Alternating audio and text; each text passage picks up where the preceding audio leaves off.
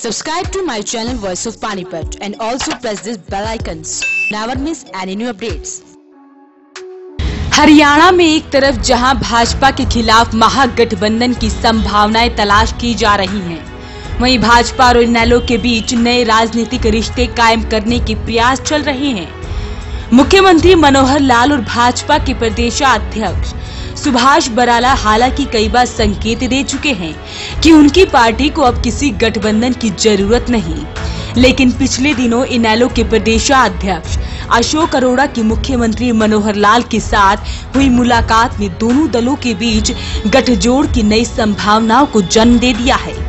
वहीं हरियाणा में एक के बाद एक रैलियां कर चुके दिल्ली के मुख्यमंत्री अरविंद केजरीवाल ने दुष्यंत चौटाला के नेतृत्व वाली जननायक जनता पार्टी और कांग्रेस को आम आदमी पार्टी के साथ गठबंधन करने की पेशकश दी है।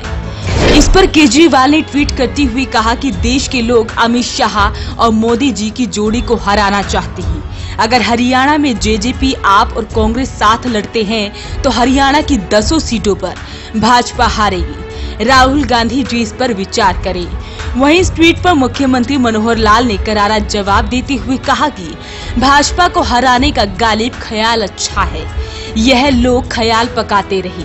जमीनी हकीकत ये है कि देश और देश की जनता आज भाजपा के हाथों में सुरक्षित है। प्रधानमंत्री नरेंद्र मोदी ही देश की जनता की सुरक्षा कर रहे हैं। जनता भी यही जानती है कि उनकी सुरक्षा किसके हाथों में है।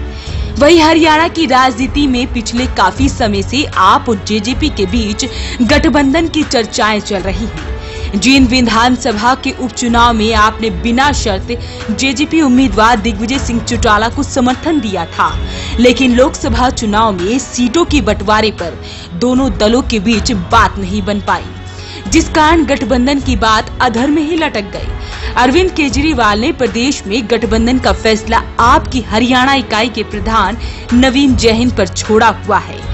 इसके बावजूद अरविंद केजरीवाल ने जिस तरह ट्वीट पर भाजपा के खिलाफ महागठबंधन के प्रयास किए हैं, वह भी सिरे चढ़ता नजर नहीं आ रहा है।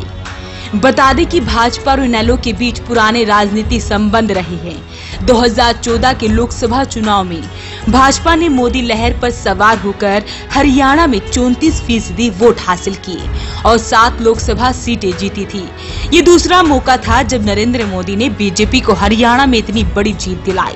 इससे पहले 1999 के लोकसभा चुनाव में भाजपा ने इनेलो के साथ गठबंधन कर 29.21% की वोट शेयरिंग की थी।